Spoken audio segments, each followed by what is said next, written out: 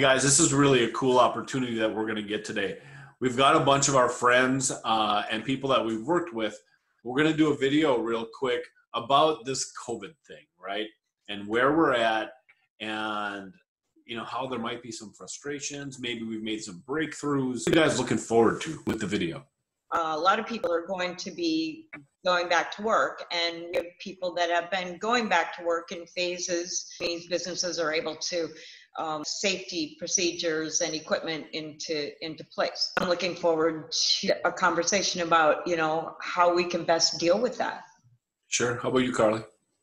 Yeah, I think I'm just looking forward to hearing different perspectives from the other people who are going to join us and the different advice they can give to others moving forward as we are hopefully climbing out of this pandemic. Yeah. As the Northeast Minnesota Office of Job Training, we get to see, people in all kinds of situations, unemployed to currently employed but kind of looking for something else. And in a pandemic, that so much of that intertwining is different. I agree. I'm looking forward to what our guests talk about as things that have impacted them during COVID. Things that have been funny, things that have been difficult. Just handling life and knowing that the person watching this isn't alone. So I'd like everybody quick to just say hi and where you're from. Terry, you want to go first? Sure. My name's Terry Dudley, and I am with Northeast Minnesota Office of Job Training. I am Carly Bodie, and I'm also with the Northeast Minnesota Office of Job Training. Hi, my name is Tristan Mamaduri. I just work at the UPS store, and I'm just going to be talking about my experiences there. Hi, I'm Tammy Riley. I'm a career counselor in International Falls, Minnesota, way up along the northern Canadian border. Hi, I'm Avery Cook. I am kind of in that in-between phase of college and work. And sounds good. So everybody's had a chance, I think, to work from home a little bit. Had an experience of being laid off or knowing somebody that's been laid off. I know that some of us have actually had to either utilize unemployment or be involved in explaining unemployment. Let's talk for a minute about something while in COVID that maybe you've experienced for the first time or have had to work so, or maybe something that really opened your eyes. Tristan, is there anything that during this time of COVID that's made you step back and say, wow, this is different? I think the biggest thing that I've really noticed at my job is just mentality shift that everybody who comes in the door has.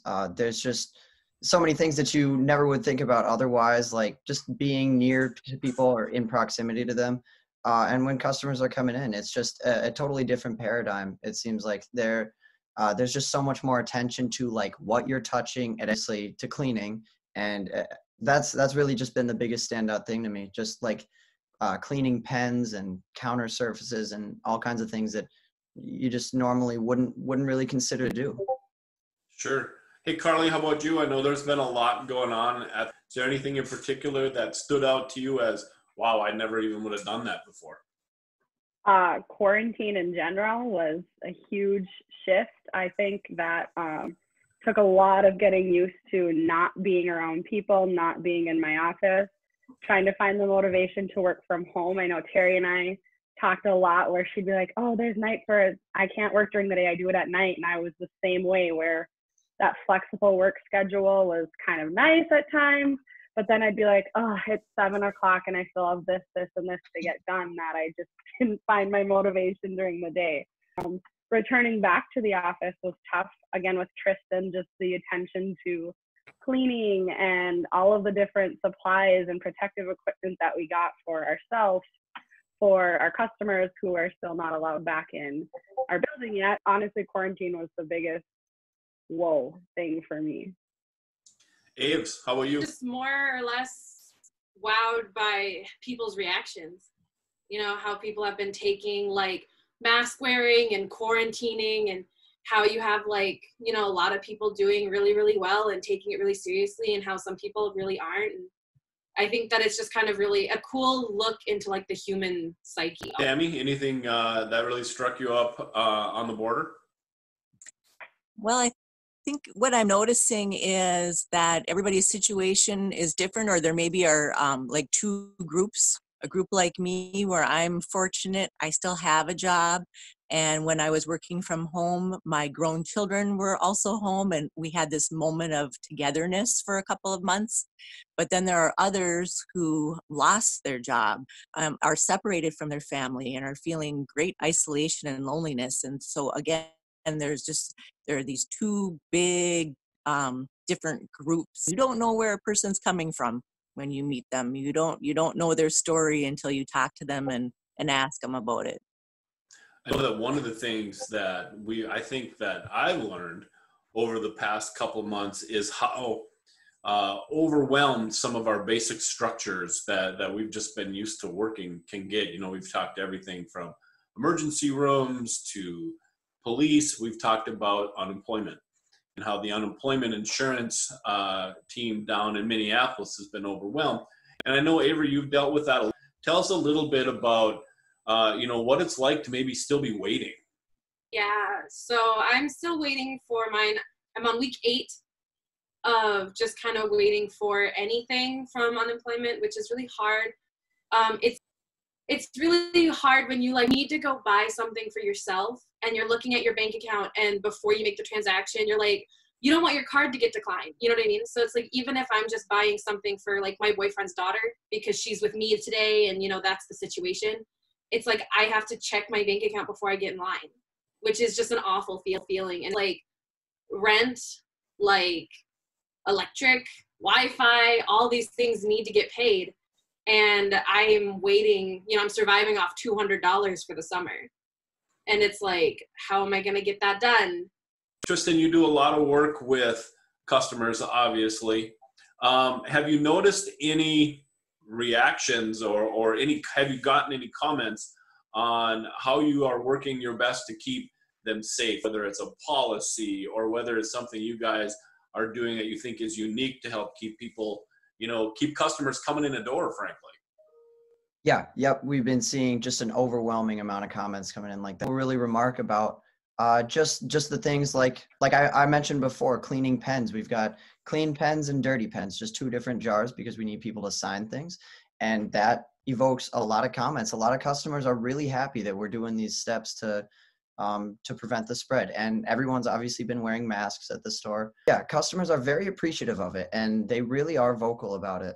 A lot of people are just letting us know that they are very happy and they feel safe coming into the store. I've told this story a number of times, how the first time I went to Menards, back in March, when everybody was staying at home, how I walked into Menards without a mask because there was like 6 or 7 people there. And then the next weekend, we drove up to the same Menards without masks because it worked the first time, right? And the lot was full. And to sit in the car and go, well, this isn't safe, right? So we got in the car and left, came back with masks, but it was a different mindset. Tammy, are you guys open to the public yet? We are not, no. And the International Falls Career Force office is on the Rainy River Community College campus, and it is like a ghost town here. I think they maybe have 2 staff down in admin. There are 2 doors unlocked in the entire building. Wow. So it's not easy for someone to even gain entrance into the building. And you walk the halls and there's nobody around. Things are very, very clean. There's been a deep cleaning done. But no, we're not open to the public. Leads to a really good follow-up question, I think. So we all have coworkers, right? People that we work side by side. Have you had experience with a coworker who is either all in on the masks or thinks they're ridiculous? I know that there's a company in town who has one employee who is hypochondriac, so the mask is an absolute, and one person who has claustrophobia to the point where the mask is intrusive in life. And so they're trying to figure how that works together. Anybody have any good experiences with coworkers, how you might work through that? Carly, do you have any thoughts on that? Yeah, I think that especially now, come Saturday, times are really going to change and we have to wear a mask. be the first to admit, huge on the mask wearing. A lot of times out in public I will. In our building, not so much. For me, I don't want to say I'm lucky, but I can close my office door if I want to and take my mask off. I had to go to a car dealership the other day and I had it on and I was sitting there like, oh my gosh. Or working my waitressing job, when I wear it, I'm like, I didn't even know that my lips could sweat. Like, I didn't know that was a thing until I had this mask on all the time. So I think it's just important that we keep ourselves accountable, but the people that we can keep accountable as well, to say that, just show how much this can stop, hopefully, spreading. And I'm slowly shifting towards team mask all the way, versus at first I wasn't so into that. But I think it's just going to be a valuable thing, and we will all see that. I think we could have stopped a lot of the spread of this a long time ago if we would have gone full feet in. Sure. Tristan, you're around, obviously, your teammates, and you've talked a little bit about how your business is, trying to do the right things for customers. But how about the people that you're working with? Are you finding that the people that you're working with are all in, or is the COVID thing just kind of a hassle? Well, I think we've been fortunate because none of my coworkers have put up any struggle to the mask at all. I mean, obviously nobody really likes wearing them, but we all do it. There's been no hardship with that and no disagreement.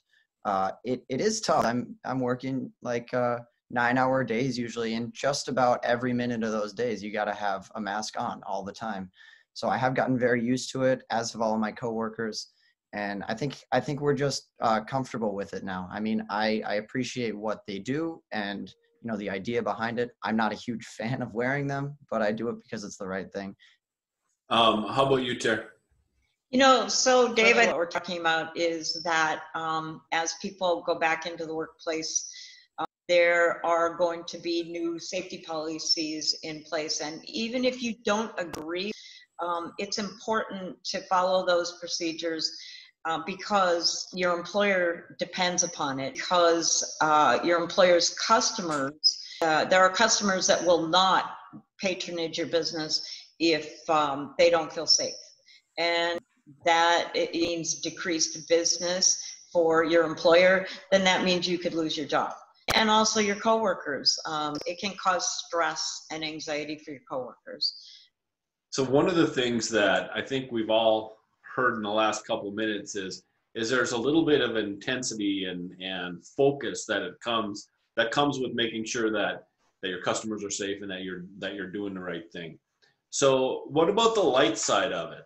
So COVID, we've gotten this far, right? So we're doing really well, but everything is so tense. Does anybody have any funny stories, something that made you laugh? We were laughing at that. I had a guy behind me in a convertible with a mask on that was blowing off the side of his face a little bit because of all the wind. I'm guessing he was the safest person in the state at that. So I'm wondering if you've had a moment of levity. At one of the major retail stores up here, I was behind some lady who had her mask below her nose, and the cashier, very, very politely, right? The cashier was very sweet. Was just like, hey, would you mind like putting your mask over your nose? And I'm not even joking. This woman with absolute certainty was just like, COVID affects your lungs. I can breathe through my nose. Right. Of course. She's got a fantastic point. Tristan, how about you? Anything stand out? Oh, yeah. Yeah. Surprisingly, and you wouldn't think this, a lot of people come in with a hole cut in their mask so that they can breathe right. And I don't know what to say to that.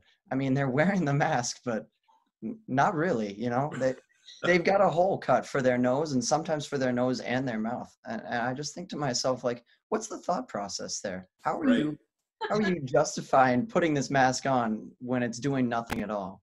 Yeah, you get your new mask, you go to the mirror to make sure it looks right, you pop it on and there's a big hole in the middle of it. Yep. Yeah. Oh, yeah. All right, I'm ready to go out. That's an odd thought process. I know. They do have a mask that it's a plastic mask with the headband attaches to your head here. Shield. And then it's plastic. It's more of a shield, and so people can see your face and they're easier to breathe in. So there's solutions out there. I'm gonna out my mother here. but I want my favorite story so far of COVID. We're talking about getting together and how we could control COVID so, you know, nobody got sick. And she said, you know, I think the most important thing is using paper plates. And I stopped for a second and I said, huh, she could be one of those people wearing masks with holes for the nose and the face. Because I'm pretty sure that paper plates have almost no bearing on this disease. So I want to know if you feel comfortable talking to a supervisor or a coworker or even a client that comes in who maybe leads to a concern for you. Maybe they're not wearing a mask. That Tammy, we had to cut you out of the last one. You want to start with that? Sure. Yeah, you know what? I'm feeling comfortable doing that because I really feel like Governor Walz has been a strong leader through this pandemic for Minnesotans. And we're getting daily instruction from the health educators of Minnesota and our governor. And we have fantastic resources and websites where we can show people, you know, this is the directive that we're hearing from our government. And, you know, and just start with that conversation and just like take the emotion out of it. And just, you know, this is exactly what Minnesotans need to do at this time, and we ask that you follow that also. Sure. Avery, how about you? It's always awkward when you see so many people with like the mask under the nose. They're drinking their Starbucks in Target with their mask under their chin. Who do you tell? Even if you're just not even working there, but if you're just uncomfortable seeing it, like as just another shopper, like what do? You know, so it's definitely something that personally I don't feel comfortable like approaching anybody and being like, you need to wear a mask. I don't feel comfortable like going up to an employee either, being like, so this person's not wearing their mask. I'm following the rules. I don't want to be that person who's like, you should really follow the rules. Like, you don't want to go all Karen on the bit? Right. It's like, you don't really want to say that. But then you see people who aren't wearing a mask at all, and you're just like, you have to roll your eyes and what can you do? Because I mean, do you find yourself like walking to the other side of the aisle? Or? You know that every single person who's wearing a mask who hates wearing a mask is looking at those people like you're the problem. Like you're the reason that I can't send my kid to soccer every night and they have to stay in the house. Like, yeah. How about you, Tristan? In a situation where a customer comes in or you see somebody at the store like Abe was talking about, you feel comfortable in talking about it, talking to somebody? It's an uncomfortable thing to do, but we instituted a policy a while ago that required masks, and so I have become comfortable doing it. I've told plenty of people that they have to leave if they don't have a mask, and they just have to come back with a mask on. People really don't offer too much resistance on that if you just tell them right away, right up front. But it's very uncomfortable still. I mean, I can't say I enjoy doing it at all. I'd much rather not, but I have done it and I will continue to do it. Carly, have you felt comfortable doing that? I think for sure in the office. I think after this weekend, it's going to be a little different as now we are required to wear masks, that citizens are going to be holding others accountable, be myself. At the restaurant, it will be a little interesting to see. I know when people come in until they're seated, we'll need masks. And so I would be comfortable, I guess. I haven't necessarily been in a situation that's made me uncomfortable, but I think with the new mandate that it'll just be a little easier for any of us to say something to somebody, as it really is the law. Yeah. How about you, Sarah? You deal with a lot of the same people I do. Do you feel comfortable reaching out or pointing something out?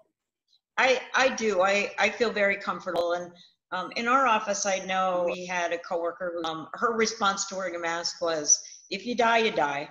How are we going to deal with this? But eventually, you know, she came on board. And we have another coworker who trained us, walking around chanting 6 feet, going to a meeting 6 feet, 6 feet. And I appreciated that. You know, none of us like being told what to do. We're pretty independent here in the United States. But, you know, we got to tweak our attitude a little bit and appreciate those people that are willing to speak out. It reminds us, it helps us stay safe. So It sounds like a Monty Python skit. 6 feet, 6 feet. yeah. Touched on this a little bit, but I'm going to open it up for mask styles. Some people struggle with certain mask styles. I'm just going to out myself there. Have you guys had any experience with the different masks? If somebody is wearing it incorrectly, which I'll out myself again, you certainly comfortable helping somebody with that? Have you had any experiences with masks? Yeah, lots of different experiences with masks. I know that a lot of people are wearing like the pull-up ones that look almost like, something you'd wear in the winter. Asbestos looking face masks, the zombie plague face masks. But I find myself, if you're wearing like a bandana or a ski mask, I find myself being more wary about being around you. Like, yes, it's a mask, but like I am much more comfortable next to someone wearing like a medical mask or like a very like clearly homemade but like quality homemade face mask. I saw a girl wearing like an infinity scarf like around her face, and I was like, that doesn't make me comfortable.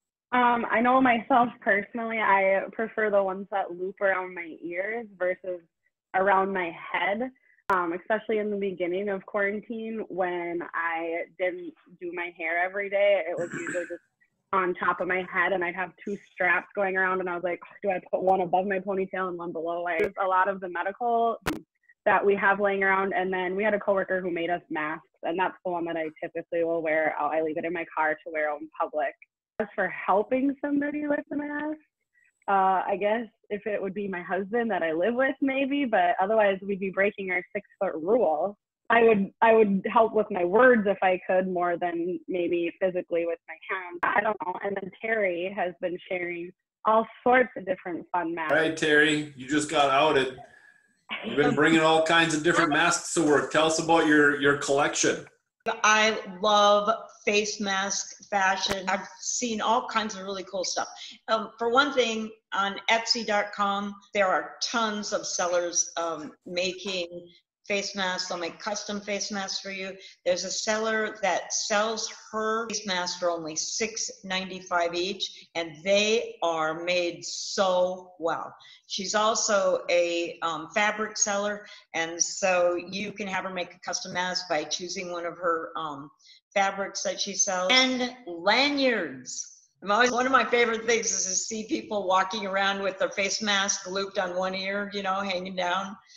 And they actually make face mask lanyards that you can buy on Etsy for as little as $3 a piece, and they hook onto your mask strings, and so then you can wear it around your neck if you're in front of your computer and we go out to talk to a client or meet with each other. We can pull it up and put it back on. That it's a plastic mask with the headband attaches to your head here, Shield. and then it's plastic. It's more of a shield, and so people can see your face, and they're easier to breathe in. So there's solutions out there. It's fun. I just think you got to have fun with the face mask. I think it'll be interesting in the coming months to see if there's an evolution of masks, right? Because in the beginning, it was the little earpieces were rubber bands, and now we've sort of graduated from that, and they're all cloth. There's just all these different varieties, and like Carly mentioning, the gaiters are really popular, and I've actually gone to the thrift store and bought leggings and cut them up, and created my own neck gaiter. There are lots of great ideas on Pinterest and YouTube on how to make homemade masks. So, I guess it maybe is the fun part of it, where we can kind of be our own individual person or show our own style with our mask. Kristen, you've been the most public. So what's the craziest mask story? People are very creative. I liked what I saw once recently. It was like a gardening visor, just turned like over her face, over her whole face, just like wearing it on her nose. And it was intuitive. It was creative. People turn their sweatshirt hoodies around and like hold it over their face, which works, I guess, gets the job done. A lot of people are wearing the cloth masks, and honestly, I think I tried that in the beginning for the little medical ones. As for me though, and my coworkers, we are just wearing the typical medical masks. So as we finish up the video, one of the things that we're really hoping to do is spread a little bit of hope and let you know that you're not alone. Carly, what kind of thoughts do you have before we take off here? Well, safety is priority for yourself and others, but yourself being comfortable is also important. So whether you're at work, whether you're in public, find it in yourself to ask somebody, tell somebody, whether it's your employer, whether it's a worker at a store, what's making you uncomfortable, so that can be something that's changed. Chances are somebody else might feel uncomfortable about it as well. So for you to be able to voice your concern is so huge, and it'll help keep everybody safe and everybody doing what is the right thing. Tammy?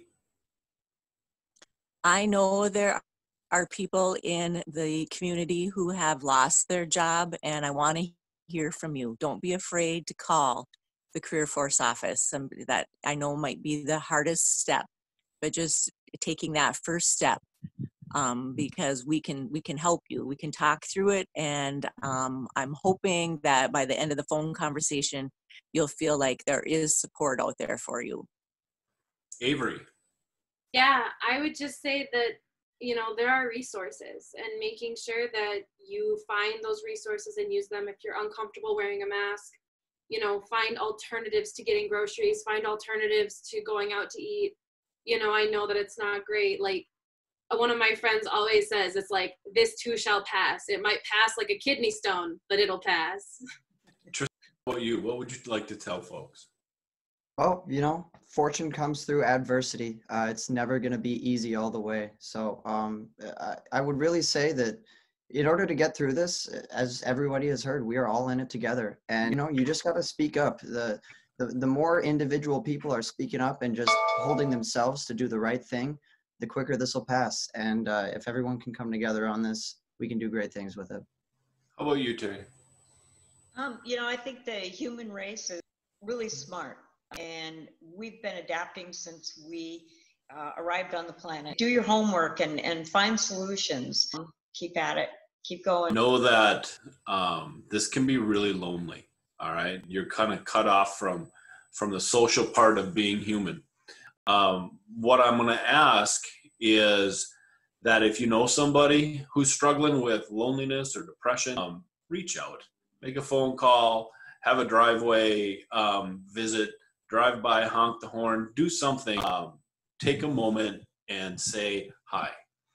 Take a moment and reach out to them. Gosh, this was a really nice panel here. I want to say thank you to each of you. It's really cool to have you all here again.